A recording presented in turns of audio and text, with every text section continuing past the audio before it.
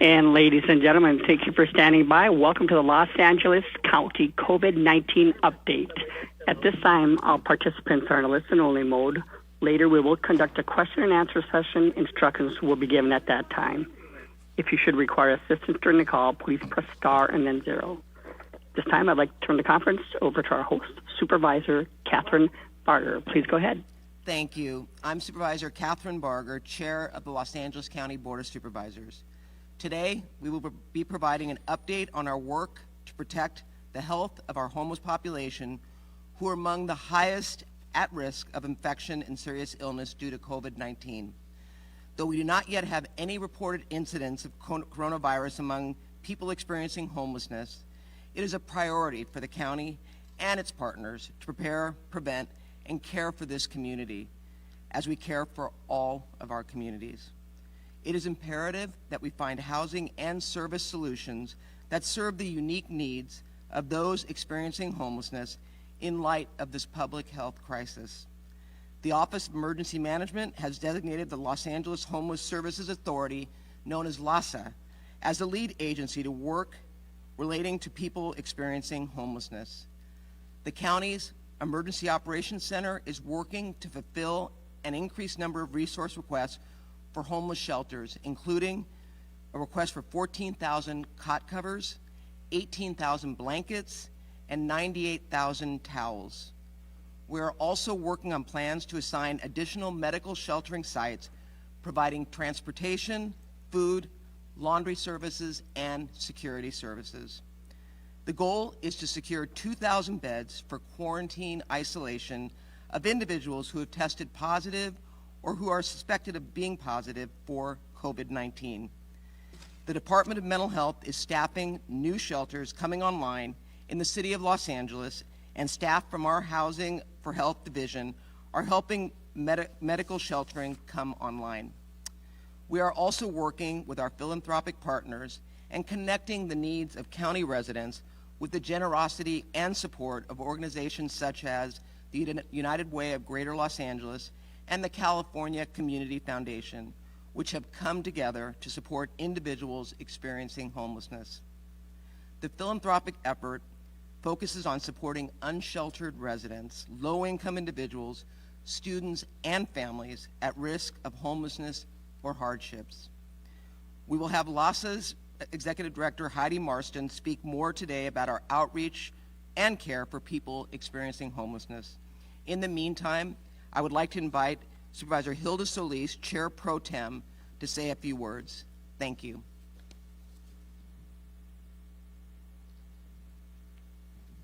Good afternoon, everyone, and thank you. I'm Supervisor Hilda Solis, Chair Pro Tem for the 1st District. I want to thank Chairwoman Catherine Barger and the entire County Board of Supervisors and all of our county departments for working tirelessly with many of our partners to provide guidance for our homeless services providers and the many people that they serve, people experiencing homelessness. Our homeless service providers and outreach teams are considered essential workers during the COVID-19 health emergency, and they continue carrying out important work to help the most vulnerable individuals. Information about practicing social distancing, hand washing, and good hygiene has been shared with individuals and families in our interim housing facilities.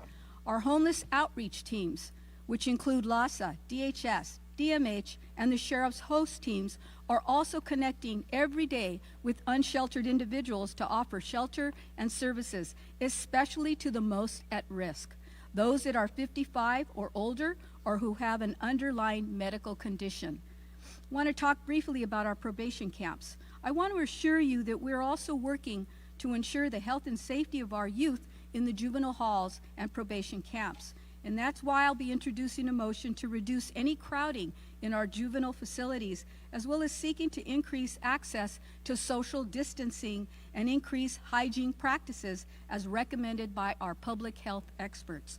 I recently spoke to our interim probation chief, Ray Leyva, and he assures me that they're moving in the direction to practice social distancing, regular hand washing, and good hygiene. During the duration of our Safer at Home order, we're working to keep all of our youth safe, healthy, wherever they are. and to continue to create an environment where learning and education can take place during these times. Also, the county continues working with the City of LA, the state, the private partners to assess properties throughout the county that could serve as interim shelter. This is a high priority, as you know, for LA County. This is a different objective than identifying quarantine and isolation sites for confirmed COVID-19 cases or people who have had contact with a confirmed COVID-19 patient. Expanding shelter countywide is the goal of the county and has already been working toward before the COVID-19 crisis, but now more than ever, we have an expedited timeline. As we work to stand up new interim housing for people experiencing homelessness, we also need donations, as was stated by our chairwoman. Some urgent items that are needed: clothes, towels, blankets, food, and water. Additionally, the United Way of Greater LA has set up a pandemic relief fund to help get additional resources and support for LA County's unsheltered residents. If you'd like to make a donation, please visit unitedwayla.org. And for more information about help that you might need, call 211. Want to talk about food security?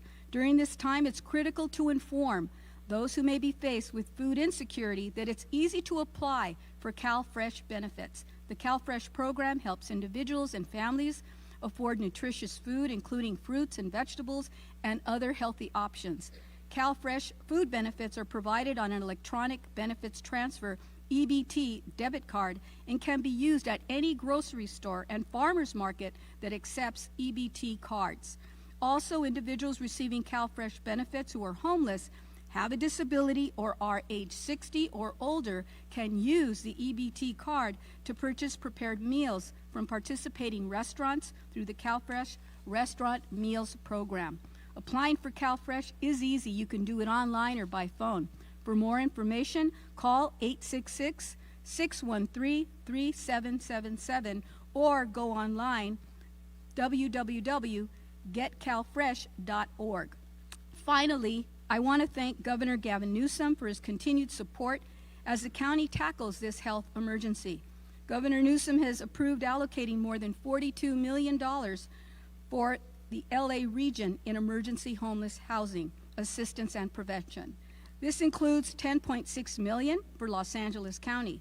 This funding will provide essential support for LA County, the City of LA, the City of Long Beach, and continuums of care to provide important care, shelter, housing for our homeless population during and beyond this crisis. Thank you. With that, I am pleased to welcome Dr. Barbara Ferrer, our Director of Public Health.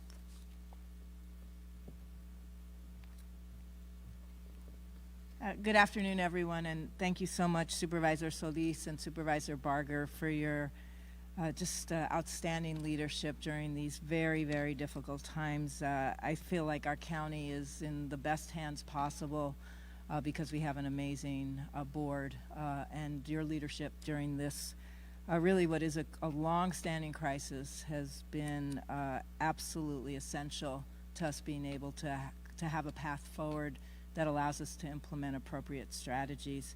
I also want to thank all of the leadership throughout the county and the cities who have been remarkable examples of collaboration and cooperation during this time. This is actually what's absolutely necessary for us to be able to provide appropriate services to the more than 10 million people that call LA County their homes. I want to update you on our current status, and once again, I'm very saddened to have to report today 3 additional deaths. All 3 individuals were over the age of 65 and had underlying health conditions. This brings the number of deaths to 13 in LA County.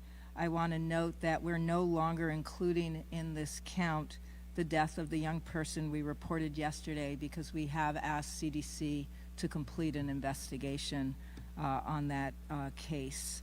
The family and the friends who are mourning these losses, you're very much in our thoughts and prayers, and we are so very sorry for your loss. Today we're also reporting 138 new cases.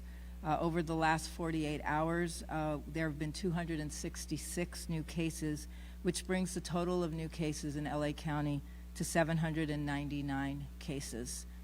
This includes 28 cases that are reported by our partners in the city of Long Beach and 7 cases reported by the city of Pasadena.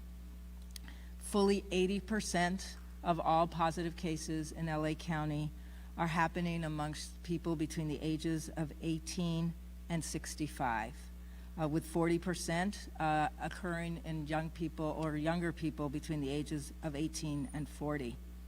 160 people who have tested positive have at some point in time been hospitalized, and this amounts to 20% of all of our positive cases. 1% of people in LA County who have been diagnosed as positive with COVID-19 have in fact passed away. And in the United States, the mortality rate is at about 1.5%. I want to note that this is a higher rate than what we experience annually for influenza. 44 people are currently hospitalized, and 77% of these people are in the ICU.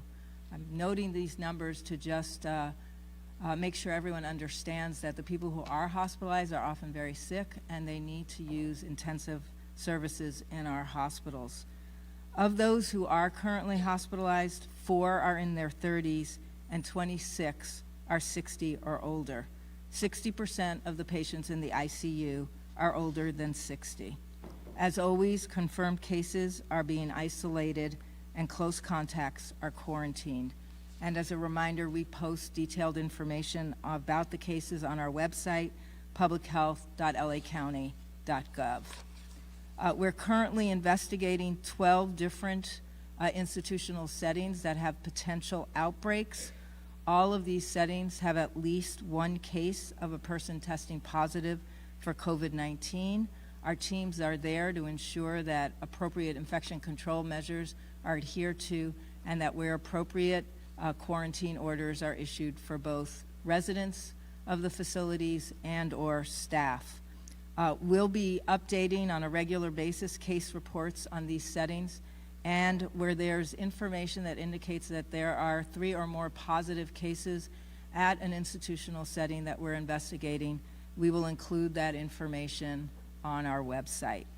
I want people to know that we can continue to provide essential technical assistance to institutional settings, and this includes long-term care facilities and nursing homes.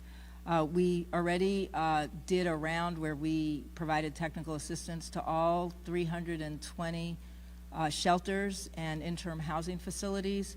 We recently did about 315 nursing homes, skilled nursing homes, and long-term care facilities. And yesterday we trained 900 people who are managers and staff at congregate living facilities on infection control protocols and practices at their sites. As of yesterday, over 6,300 people have been tested in LA County, and 11% of those tested were positive. While we're not seeing the same rate of acceleration in cases as New York City, this does not mean that we won't see many more cases and that we won't, in fact, experience an acceleration once testing capacity increases. I want to really thank Dr. Kazan. He's making amazing strides in improving our capacity to test. But I also want to remind all of us that testing remains limited. And increasing our capacity to test means not only that we need to have enough testing available, but we need to be able to get those results in a timely way. And we still remain limited in both ways. So we're continuing to ask that testing be prioritized for people who are symptomatic and for whom a clinical provider has determined that testing is appropriate. As a reminder, in these times that are less than ideal, we don't have all the testing we wish we had. And in fact, we're working hard to make sure that our healthcare workers have all of the equipment that they need to be able to practice life-saving medicine in all of the places where they're practicing. We all need to do our part as well. Social distancing remains a critically important strategy for slowing down the spread of COVID-19. The other strategy that's really important for us to adhere to are isolation and quarantine orders. And I want to announce that today the LA County Health Officer will be issuing a public order that requires the self-isolation of any person who's tested positive for COVID-19 or is presumed by their physician or clinician to be positive for COVID-19, and also orders the quarantine for all close contacts. That includes household members and caregivers. So if you've been tested for COVID-19 and you're waiting for your test results, or you've been told by a provider that you should presume that you're positive for COVID-19, we ask that you follow the directives to self-isolate. This means staying at home for at least 7 days and until you're fever and symptom-free for 72 hours. Do not leave your home. Please do not leave your home unless it's for a medical appointment. We ask that you notify all of your close contacts that you have COVID-19 or are likely to have COVID-19 so that your close contacts can in fact begin their quarantine. And as a reminder, close contacts include intimate partners, caregivers, people who live in your home, or people with whom you spend a significant amount of time each day face-to-face with less than 6 feet apart. As much as possible, we ask while you are self-isolating, you stay away from other people in your home and you use your own bathroom. The public order also requires that folks who are close contacts quarantine themselves. And a quarantine means something similar, but for a longer period of time. So while people who are ill and have a positive diagnosis for COVID-19 or are presumed to be positive for COVID-19 need to remain home for at least 7 days and 3 additional days that they're symptom-free. That means no fever, no using fever-reducing medication to count as no fever. For people who are quarantined, it's a 14-day quarantine. You must stay home, isolated from others for a 14-day period. That's the incubation period for COVID-19. Even if you were to get tested during that period and your test is negative, you still have to stay home the entire 14-day period. It's really important that people understand 14 days is what's required because it can take up to 14 days for you to develop any symptoms of COVID-19 from your exposure. If you develop symptoms, you immediately move into needing now to be isolated, and you have an additional 7 days that you must stay isolated, and that includes you must be 3 days free from fever and symptoms before you can, in fact, leave your household. I'm trying to give as much advice as I can on this and what it means to quarantine and isolate, because even if you're not positive now and you have no close contact with people who are positive, we're asking every single resident in LA County to be prepared to isolate and or to quarantine. And that means have your plans in place, because when you're quarantined or isolated, you cannot go to the grocery store, you cannot go to the pharmacy. And we ask that you have plans in place, that you ask for help if you need help from others in your friends, your neighbors, your family, to make sure that you can get your necessities so that you, in fact, are able to stay home, isolated and or quarantined. Please feel free to call 211 if you need assistance or you're having trouble figuring out how this would apply to you if you're already being asked to quarantine and or isolate. I want us all to keep hope. I think, from my perspective, the vast majority of Angelinos are doing everything they can to practice social distancing, to stay home if they're not essential workers, and to support each other. And I bless all of you for being part of this effort. And I ask of those of you who are still having trouble coming into compliance with social distancing requirements. People, unfortunately, are dying in our communities, and people are very, very sick from COVID-19. And you can do your part. You are a person, wherever you are, who can possibly infect others, and we ask you to take every step possible to make sure that's not happening. So now I want to introduce Dr. Christina Galley from the Department of Health Services.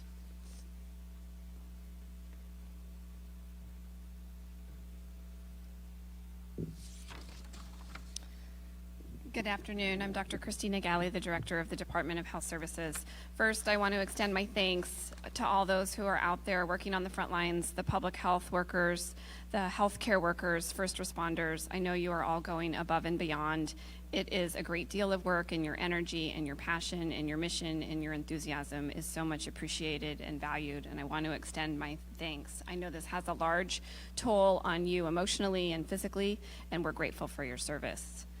In response to some questions we've received from the media, I wanted to start with just a quick overview of the role that the Department of Health Services is playing in the COVID-19 response.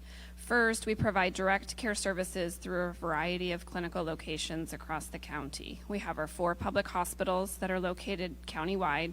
We have 25 standalone health clinics that continue to provide services and are open to those who need care. We also offer clinical services to the inmates in the LA County jail population, as well as to juveniles in the juvenile halls and camps. In addition, the Department of Health Services runs the EMS agency, which plays a key role in helping to coordinate both pre-hospital care and emergency level care and acute care services across all of the hospitals in the county, both public and private. They serve as the disaster resource coordinators across the county and are actively distributing supplies, including personal protective equipment, ventilators, and other supplies from state and national stockpiles. Next, our Housing for Health division has a very major role, and you'll hear a little bit more about housing and homelessness services later in this press briefing. Housing for Health offers the interim and permanent supportive housing services to individuals experiencing homelessness across the county. With respect to COVID-19, our Housing for Health team is active in providing technical assistance and training to street outreach workers, as well as staff at all of the interim and permanent supportive housing sites in the county. They are also very active in setting up the quarantine and isolation sites that are being set up for persons experiencing homelessness. And finally, our Office of Diversion and Reentry, referred to as ODR, they also work in close consultation with Correctional Health Services and our Housing for Health team on identifying a select set of individuals, predominantly those who are medically fragile or who have serious mental illness, who can be safely moved to community-based treatment and housing sites upon release from the jail system or from juvenile halls and camps. Next, I'll turn to some brief stats on the bed capacity numbers in the area. Here's the latest information. There are, again, 84 acute care hospitals across the county. There are 23,000 total acute care beds, including 2,200 ICU beds.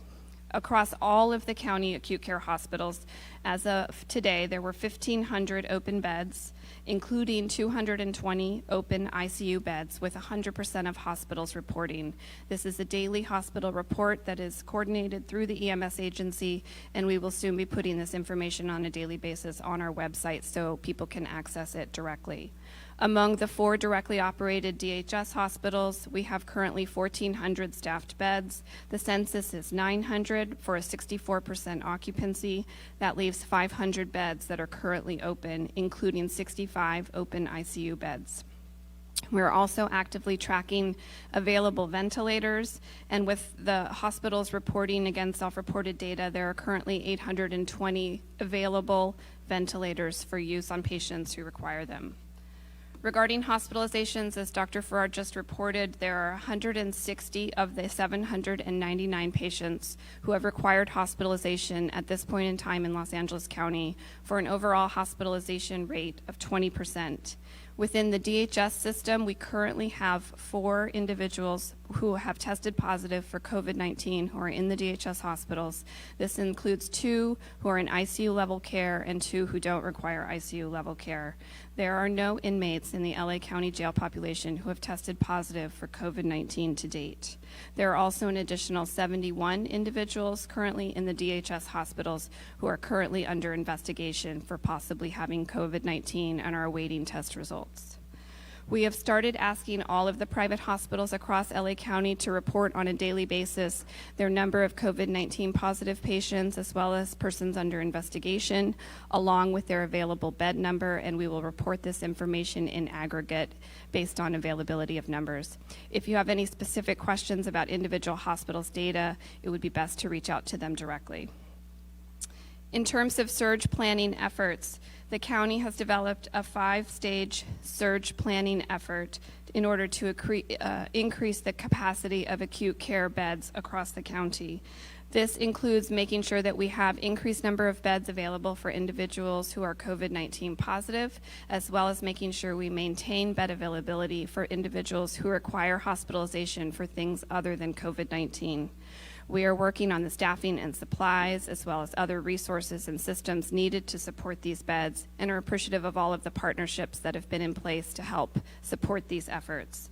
The plan, as I have mentioned before, includes both freeing up beds, adding existing beds within general acute care hospitals, and also standing up alternative care sites, including mobile hospital structures, to be able to accommodate what might be an increase in surge in patients in the coming days or weeks. With respect to supply chain, we highly prioritize the safety of our workforce and our patients, and are actively following all public health guidance with respect to provision of personal protective equipment. On a daily basis, the EMS agency distributes personal protective equipment across a range of providers, including hospitals, clinics, emergency responders, fire personnel, public safety personnel, and they are managing several hundred requests on a weekly basis. We're grateful to our federal partners, including FEMA, as well as various state partners, for helping us to gain access to personal protective equipment, as well as other supplies such as ventilators. We have multiple orders that are in the process of coming in, and we are seeing the stocks of several of those pieces of equipment and supplies increase on a daily basis. In closing, I just want to again extend my thanks to all those across the county, the cities, the state, who are banding together and working in a unified and coordinated fashion to make sure that we can care for individuals with COVID-19. I'll end with just 2 final pleas very quickly. One is, please continue to give blood. I'm grateful to those who have stepped up and gone to blood donation centers and helped to stabilize the blood supply for our hospitals. Things are slightly better, but we do still need blood donations, and I would encourage people who are healthy and able to do so. Second, please do follow all of the social distancing guidelines put forward by state and local departments of public health. Stay at home if you can. Isolate and quarantine according to the directions given by public health authorities. This is still the single most important thing that can be done to flatten the curve and make sure that we preserve and protect the lives of those around us. With that, I will turn it over to Heidi Marston, the Interim Executive Director of the Los Angeles Homeless Services Authority. Thank you.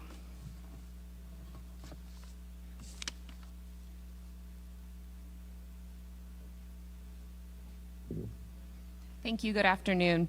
LASA and our partners in the homeless response system are working around the clock to ensure the safety of all of our individuals who are experiencing homelessness amidst this crisis in Los Angeles County. At LASA, our primary focus is to expand opportunities for immediate housing and shelter solutions for people experiencing homelessness. In partnership with the city and the county of Los Angeles, we've set up 8 sites, bringing online nearly 350 new shelter beds just in Los Angeles City alone, with a plan to operationalize up to 42 additional sites. These sites came online in less than a week. We're also working close with the county and our partners to create beds specifically for isolation and quarantine that can be made available to individuals who are experiencing homelessness should they need to isolate or quarantine. As of today, there are nearly 900 hotel rooms available and beds that have been secured for this purpose. LASA is also focused on maintaining capacity through our existing interim housing and permanent supportive housing sites. This means we're working very closely with our nonprofit provider partners to ensure they have the supplies, the resource, the training, and the assistance they need to maintain safe operations. On any given night in LA County, we have about 7,300 shelter beds available for people experiencing homelessness. And since this crisis emerged, we've been successful in securing an additional 900 shelter beds through our winter shelter programs that will be operational 24 hours a day, at least through the end of April. We're also supporting our nonprofit partners in adapting their current shelter to the new regulations to ensure that social distancing is maintained in our shelters. For those who haven't come inside yet, we're doing everything we can to take preventative measures at encampments and doing everything we can to get people indoors for their safety. Partnering with leadership across the county and the city of LA, we've placed more than 300 mobile hygiene stations in 18 mobile shower locations that are operating for people who are living on the street. LASA has created a portal on our website, lasa.org, that has an interactive map to show people where these resources are located to ensure that they have access to that information. Our outreach teams are also focused on locating unsheltered individuals who are deemed highly vulnerable, meaning over the age of 55 and or have underlying health conditions, to ensure we're doing everything we can to get them inside so they minimize and decrease the risk of their exposure.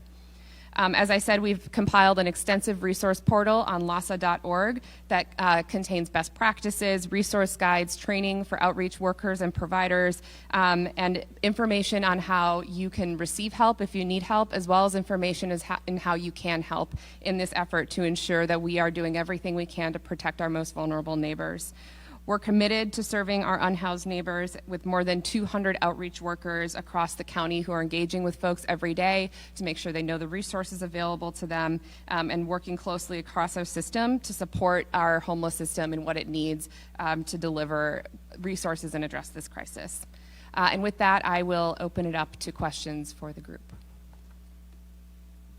Thank you. And ladies and gentlemen, if you do wish to ask a question, please press 1 and then 0 on your keypad.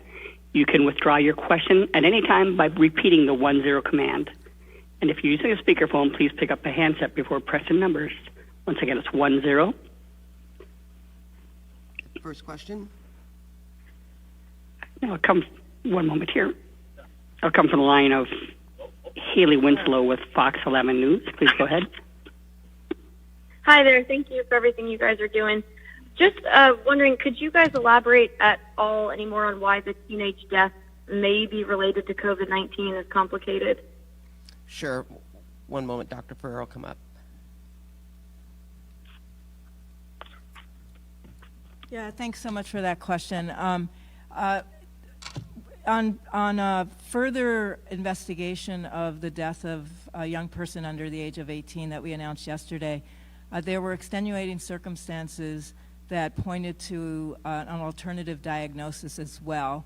So given that there is a possibility of 2 diagnoses as causing the death, we've asked the Centers for Disease Control in Atlanta to perform some additional testing so that we can, with all certainty, note what the cause of death was. And we appreciate, the public's patience. Again, our heartfelt prayers for the family as they too await further clarification on the actual cause of death. Thank you. Next question. And that'll come from the line with Dave Lopez with KTVS. Please go ahead. Yes, Doctor, two quick questions, if I may.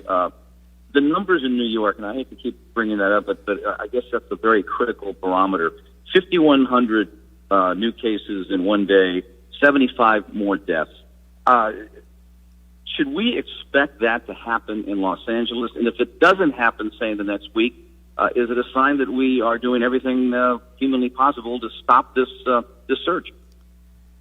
I wish I could say with all certainty that's where we're going, and more likely I would love to be able to say with all certainty that's where we're not going. And I can say neither. What I do say is that New York and Italy are examples where there were both very rapid accelerations in the number of new cases, and we would be foolish to not prepare for a similar scenario here in LA County. So what we need to do now is do everything we can to slow the spread while preparing for the fact that there may in fact be a similar acceleration of cases here in the county. I mean, obviously, we've gotten a dramatic increase in the number of cases as we've done more lab testing. If you look at the number of people that are tested in New York City, you'll see that they're testing lots more people than we're testing here. So we do need to be prepared as we test more people to see a rapid acceleration. We're going to do everything we can with all of you helping us to try to prevent that rapid acceleration, but we're certainly going to be prepared. Dr. Galli's leadership has been instrumental in making sure that our healthcare system can, in fact, be able to cope and manage with what we call surge capacity. But thank you. And just one more quick point. The mayor on Monday said that we are entering a very critical week this week. Can you go into more detail than that? Is there something? Is there some numbers that you're trying to not hit to make that possible? Well, every person that dies, every serious illness that this causes is heartbreaking. We talk about numbers, but these aren't numbers. These are people's lives.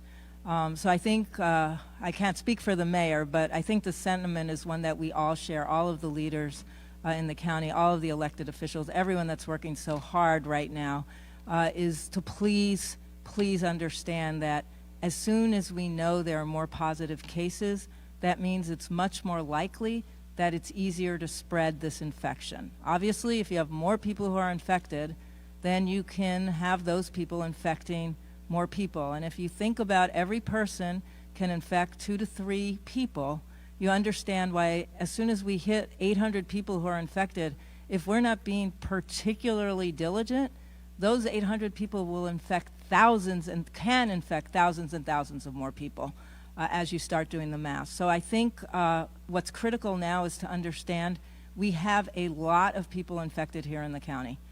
We have people that we know are infected, and we have a lot of people we don't know that are infected. And that means everyone has the potential for either becoming infected or infecting others. And if we all walk through our days with that mindset, I think we'll be able to take the steps that we can to prevent, to slow down the spread. Our next question here will come from the line of Steve Gregory with KFI. Please go ahead. Hi, Barbara. Good afternoon. A couple quick ones. Regarding the teen, and you'll agree that this has got a lot of people very shaken up because this is presumably a healthy teenager. Do you have any suggestion or any evidence that if the teen had been tested earlier, because if I understand correctly, the COVID-19 had been diagnosed post-mortem, and I'm wondering if the teen had been tested positive earlier, would the treatment have been different, and would the success rate of recovery been better? Also, I wanted to know, in this misinformation campaign, a lot's being said about ibuprofen versus Tylenol, and I'm wondering if you might have a recommendation in that area. So let me start with the first. So I'm not going to give any information about this particular case. That would be a HIPAA violation. But what I can say is, in general terms, that oftentimes what happens is there could be one diagnosis that's made when someone presents at the hospital, and that a patient, in fact, is treated for one diagnosis and is treated appropriately. And since this is a new virus, the idea that this virus can also infect a person who has another diagnosis is something we're starting to learn about, and that could be a possibility in any case. As somebody passes away, there could have been an identified cause for an illness, and then upon further inquiry, we would look to see if COVID-19 was also implicated. But I'm not going to get into the specifics about what happened with this young person, and I just want to respect both the person's privacy and the family's privacy. So I can't comment on the specific case. And I'm going to have Dr. Galley just talk about sort of, Tylenol versus ibuprofen. I mean, one thing for sure we know, please no aspirin to reduce fever, but I haven't heard any debate about sort of Tylenol versus ibuprofen. So I'll let Dr. Galley see what she's heard on the clinical side.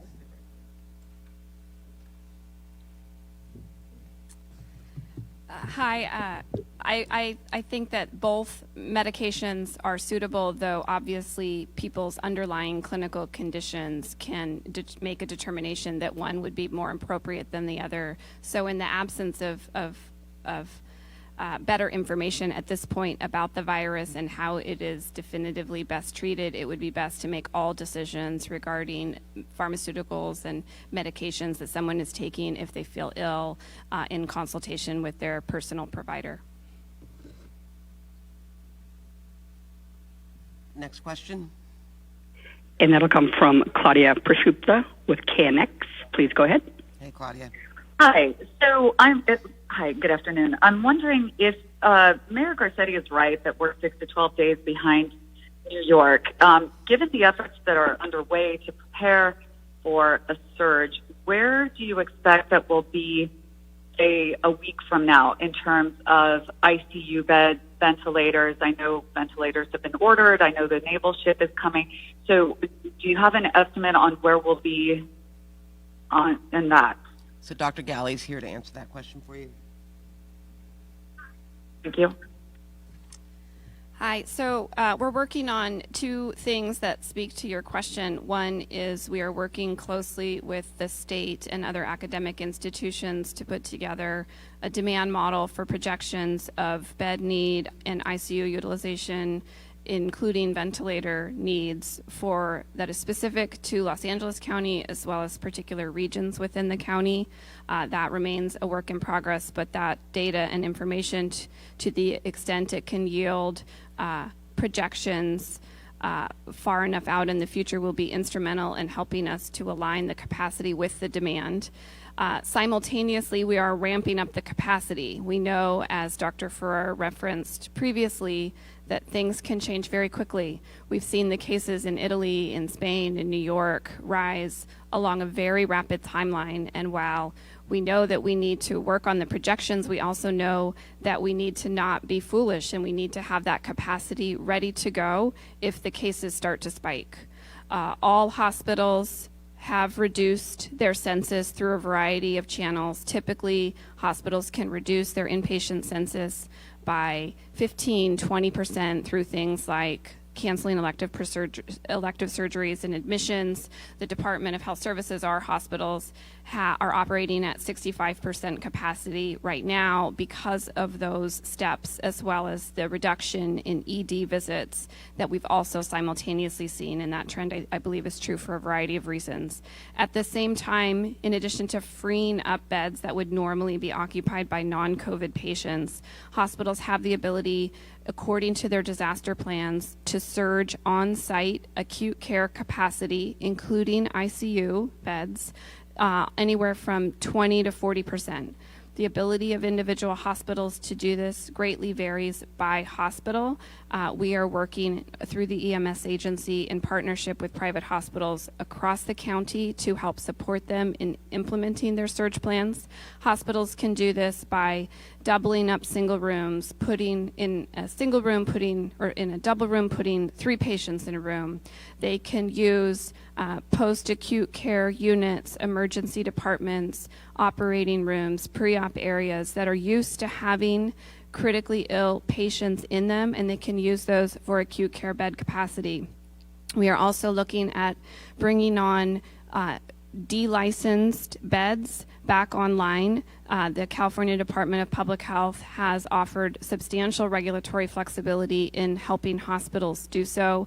This allows us to put in more acute beds, whether it's medical, surgical, or ICU level of care, into these previously delicensed areas. It also allows us to put online lower level of care beds for patients that cannot yet go home but no longer require acute care.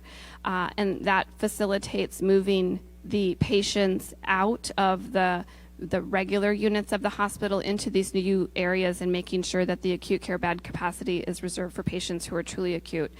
I've also, you mentioned the Mercy ship. That will bring on an additional 1,000 beds, 620 of those are lower level of care, 380 of those are acute care. Of those 380, 80 of those are ICU level of care.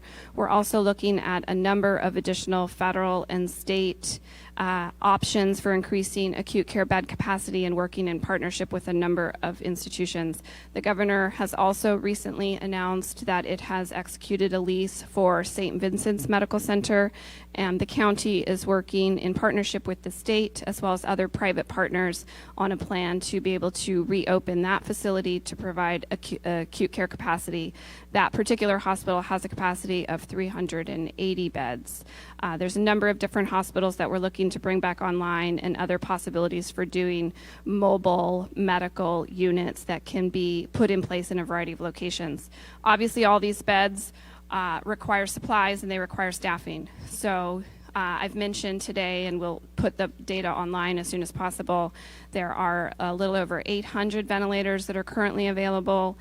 EMS agency is working with FEMA as well as others to secure additional ventilators. We have a couple of hundred additional ventilators either delivered or on delivery with a delivery date anticipated soon, and we'll continue to increase those numbers as well as the other supplies and equipment that are needed to properly care for acute level patients. This will be the last question. Okay, that'll come from Carlos Grandi with Channel 7 Eyewitness News. Please go ahead. Hey, Carlos. Hi, how you doing? For Dr. Ferrer, she mentioned that you're investigating 12 settings of possible outbreaks. Can you explain what are those settings and where are they in the county? Sure. I don't have the detailed information on where exactly they're in the county, but they're all over the county. So let me just say they are distributed throughout the entire county. These are primarily nursing home settings, but there's also at least one residential care facility and one group home. So I call, an institutional setting is a place where there are a large number of people receiving care and services. That could include, for example, a jail for us would be an institutional setting, as would be a shelter. None of those are on our list of places where we're currently investigating any kind of outbreak situation, but we do have primarily nursing homes where there's been at least one person. Oftentimes it is in fact an employee at a site that has tested positive. We're doing a full investigation, and that includes really quarantining most of the people at that facility, isolating, and this is a situation where we look very quickly for symptoms and we try to do rapid testing. I will say our lab retains capacity for all institutional investigations to be able to provide a rapid turnaround on testing. We can't be waiting 6 days for a test result when we have an institutional outbreak, and we don't. We actually process those and retain capacity at the public health lab to make sure we can turn this around quickly. All of the places where we're doing an investigation know that should there be 3 or more positive cases, we would actually be identifying those locations. Now Supervisor Hilda Solis is going to give the remarks in Spanish. Supervisor Solis. Buenas tardes a todos. Quiero primero dar las gracias a todos los supervisores que nos están apoyando esta día y cada día. También quiero agradecer a nuestros departamentos del condado que están trabajando para apoyar a los grupos comunitarios quienes están ayudando a los sin techo. Estos grupos comunitarios están haciendo todo lo posible para asegurar que los desamparados se mantengan seguros en este momento. Estos grupos comunitarios están diciendo a los sin techo que deben de mantener al menos 6 pies de los demás y que deben lavarse las manos muchas veces durante el día con jabón. El condado está haciendo todo lo posible para asegurar que los desamparados se conectan con los servicios que más necesitan. Especialmente están ayudando a los que corren más riesgo, los que tienen 55 años o más o que tienen una condición médica.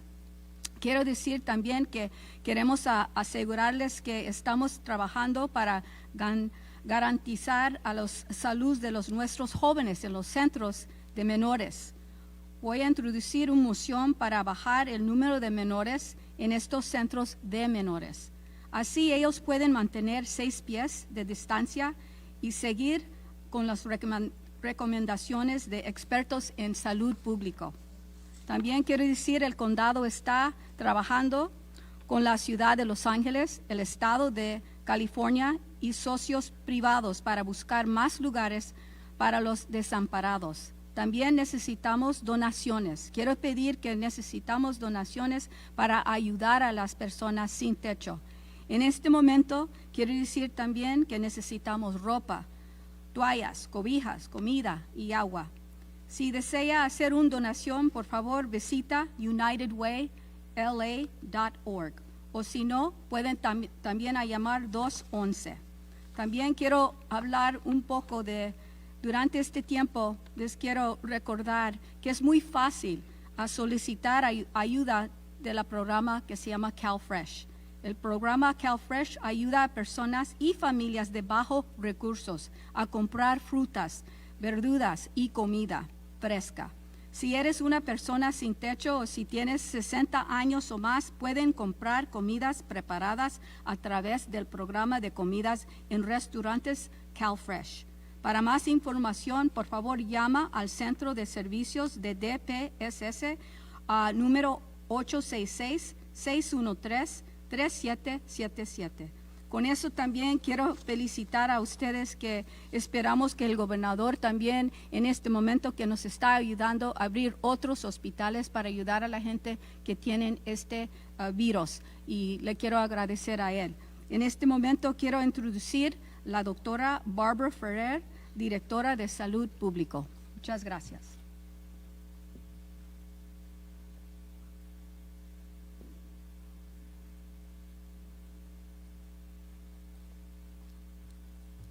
Buenas tardes a todos. Quiero especialmente dar las gracias a la supervisora Solís y la supervisora Barger y todas las supervisoras del condado de Los Ángeles. Aquí estamos como unos líderes que han sido ejemplos notables de la posibilidad de colaboración durante este tiempo que es tan difícil.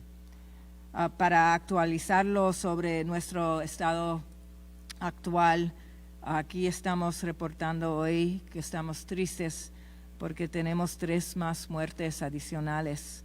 Esto eleva el número total de muertes a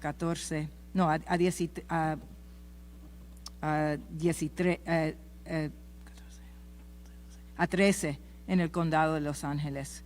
La familia y los amigos que lloran están perdidas. Estas pérdidas están muy presentes en nuestros pensamientos y oraciones. Acerca de la muerte de la persona menor de 18 años, esperamos más pruebas en el Centro del Control de Enfermedades Nacional para confirmar el causa de muerte. Por este momento no estamos contando a este joven en la cuenta de las muertes del condado. Estamos hoy reportando 138 nuevos casos. En las últimas 48 horas había 276 casos nuevos y el número total de casos en el condado de Los Ángeles ahora es 799.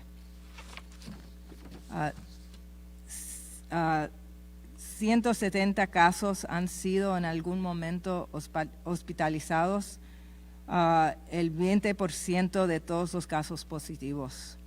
El 1% de los casos positivos han morido. En los Estados Unidos la tasa de mortalidad es de 1.5%, bien cerca de lo que estamos experienciando aquí en el condado. 44 personas están en este momento hospitalizados. Tenemos 77% de estas personas están en el UCI. De los que están hospitalizados ahora, sabemos que la mayoría de estas personas tienen una edad más de 60 años. Los casos confirmados están siendo aislados y los contactos cercanos están en cuarentena. Puede ver la información más de los casos del condado de Los Ángeles en el sitio web del Departamento de Salud en publichealth.lacounty.gov. También estamos investigando en 12 entornos institucionales diferentes casos de enfermedades del COVID-19. Cuando tenemos más que 3 casos en una de estas instituciones, lo vamos a reportar ahora en el portal del web. También quiero darle las gracias a todo el mundo que está haciendo la distanciamiento social. Es bien importante que practicamos lo más que es posible a quedarnos 6 pies de toda la otra gente. Y a los que están trabajando porque son trabajadores esenciales, muchas gracias por su servicio. Y ahora vamos a abrir para preguntas. Oh, no. Jorge viene. ¿O José?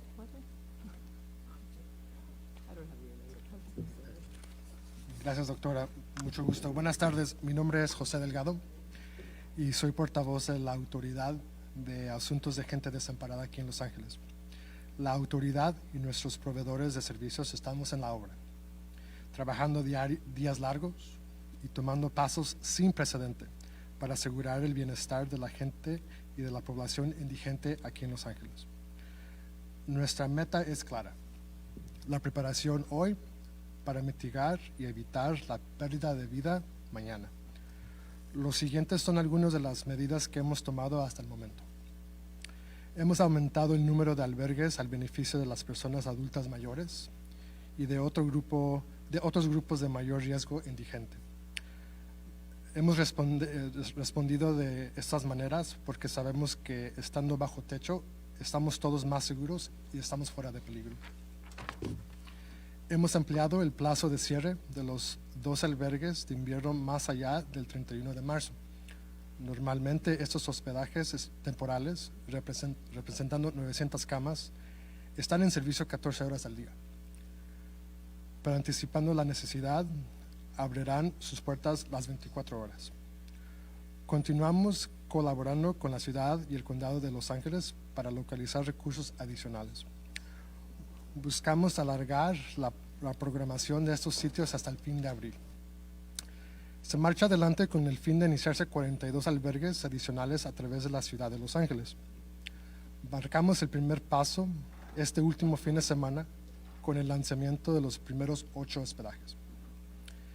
De hecho, laboramos a identificar 900 camas de aislamiento para aquella gente que exhibe síntomas asociados con el COVID-19. Nuestras intervenciones incluyen el uso de casas móviles proporcionadas por el Estado de California y el gobernador Newsom, y reclutamiento de propietarios de moteles para el uso de sus cuartos. Continuamos buscando opciones a nuestra disposición. Mientras tanto, hemos respondido apropiadamente, tomando medidas a nuestros albergues para ejercer, a lo más que se pueda, sana distancia. Para aquella gente que no ha dado con albergue, se continúa trabajando para evadir que se establezca una cadena de transmisión en esta población. Por parte del alcalde de Los Ángeles, el Consejo de la Ciudad de Los Ángeles y los supervisores del Condado de Los Ángeles, se han establecido más de 300 estaciones higiénicos, o sea, lavamanos, y 18 duchas móviles a través del condado. Tenemos equipos que en este momento se encargan de identificar clientes indigentes que pertenecen a grupos de mayor riesgo, aquellos con condiciones de salud crónica y adultos mayores. Esos equipos tienen el cargo de repartir información que los dirige a albergues más cercanos e información crítica. Somos una fuente de información. Hemos recopilado informes de varios expertos y orientación para aquellas personas que se encuentran sin hogar y para proveedores de servicios aquí en Los Ángeles. Todo esto se puede acceder a nuestra página de web. Si hay preguntas sobre el tipo de amparo disponible a usted o si desea buscar modos de poder contribuir a las obras, le pido que por favor visite nuestra página web www.lahsa.org.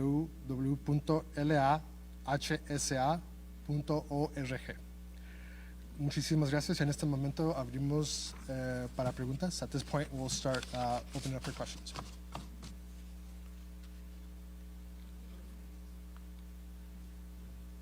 And the first question will come from Claudia Pershupa.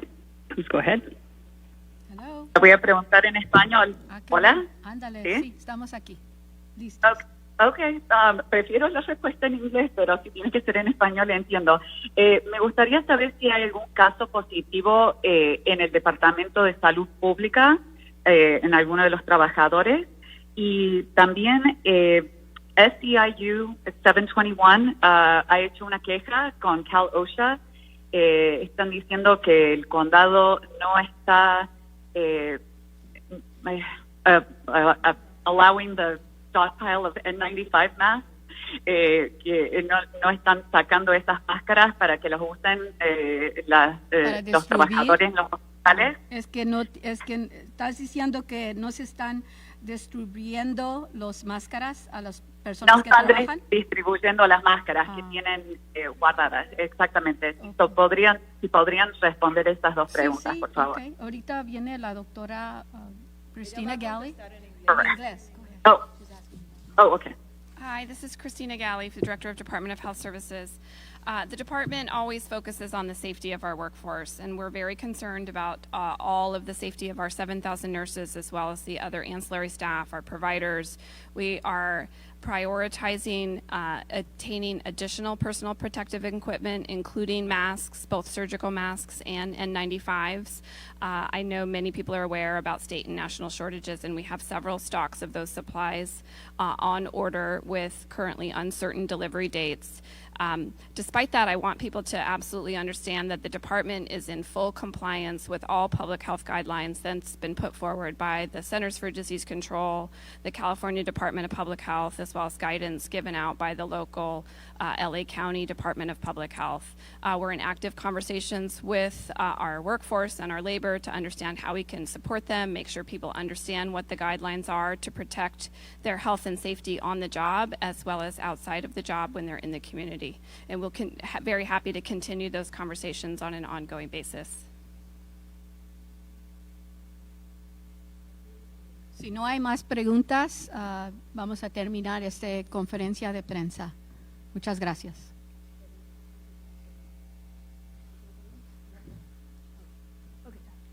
Claudia, te voy a contestar la pregunta sobre los casos positivos en los departamentos.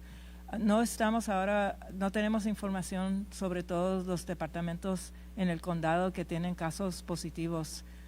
Es bien importante que gente entienda que damos mucha información si hay casos en instituciones donde la gente son con underlying, tienen enfermedades que le ponen a más riesgo para COVID-19. Pero tenemos casos positivos en todo el condado y en muchos departamentos del condado hay casos positivos y tenemos un departamento de Human Resources que nos ayuda a hacer lo más que tenemos que hacer como employers para proteger a toda la gente que están trabajando con nosotros. Pero no tengo detalles sobre toda la gente que son positivos que trabajan para el condado. This concludes our press briefing.